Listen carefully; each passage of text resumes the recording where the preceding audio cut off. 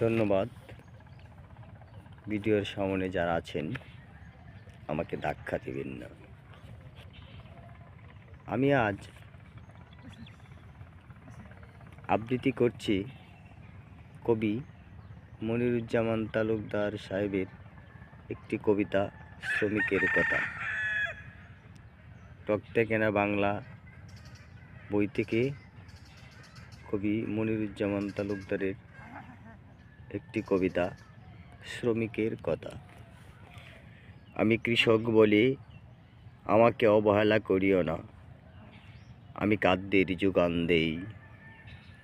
তুমি মহাজন বলে আমাকে ছোট চোখে দেখিও না, আমি ফসল ফলাই।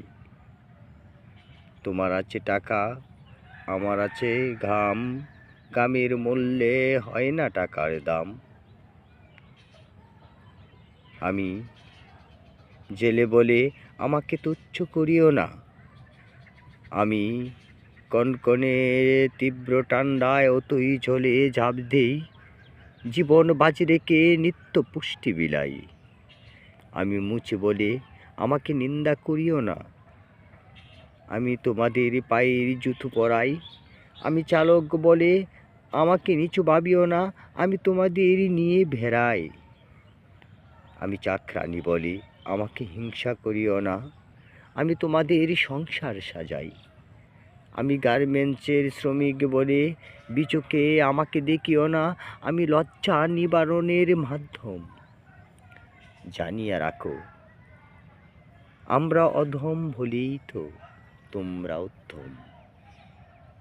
ধন্যবাদ। কেমন হয়েছে দয়া করে জানাবেন। আর এই গরিবের পাশে একটু একটু করে আমার কবিতাগুলিকে চিটিয়ে দেবেন। আপনার একটা সাবস্ক্রাইব এবং লাইকের বিনিময়ে হয়তো একটা গ্রামের সাধারণ মানুষ পরিচিত হতে পারে, একটু লাভবানও হতে পারে। আপনার তো কোনো লস নেই ভাই। ধন্যবাদ, সকলকে বলে যাই।